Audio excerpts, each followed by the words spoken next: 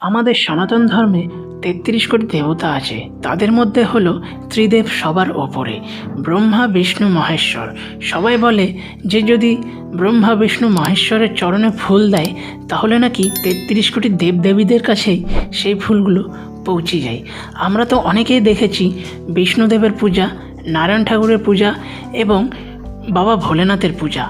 আজকে তোমাদেরকে যে দেবতার পুজো দেখাতে নিয়ে যাব সেই দেবতার নাম হলো অনন্ত ব্রহ্মা ঠাকুরের পুজো।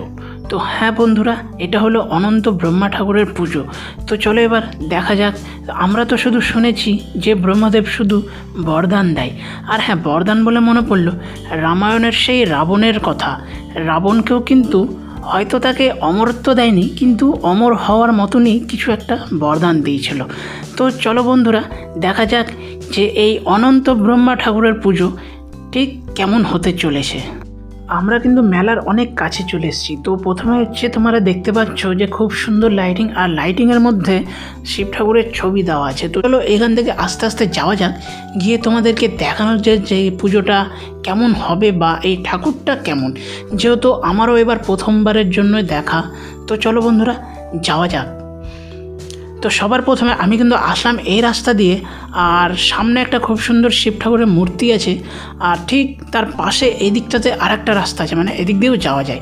তো চলো এবার যাওয়া যাক মেলাটার মধ্যে।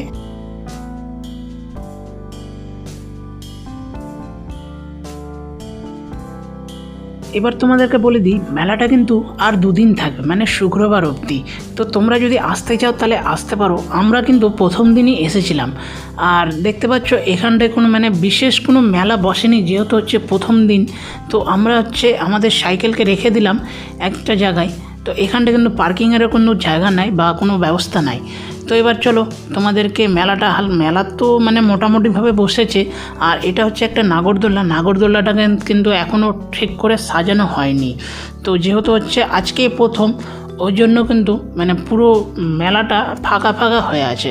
তো তোমরা যখন আসবে তখন কিন্তু একটু জমজমাট হয়ে যাবে। এবার তোমাদেরকে বলে দিই যে জায়গাটা কোথায়। জায়গাটা হচ্ছে শাহপুর ঘোষপাড়া। তো তোমরা শাহপুর ব্রিজ পার করে এসে সেতু মোড়ে এসে যদি তোমরা কাউকে জিজ্ঞাসা করো তাহলে কিন্তু সে তোমাদেরকে রাস্তা দেখিয়ে দেবে। আর তার থেকে বড় ব্যাপার হচ্ছে রাস্তার মানে শুরুতেই তোমরা একটা লাইটিং দেখতে পাবে, যেমনটা তোমাদেরকে আমি দেখালাম।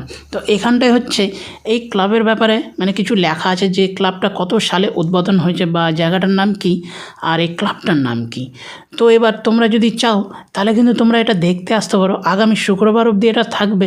তো চলো এবার তোমাদেরকে প্যান্ডেলটা দেখাই ঘুরিয়ে, আর হচ্ছে ঠাকুরটাকে দর্শন করাই।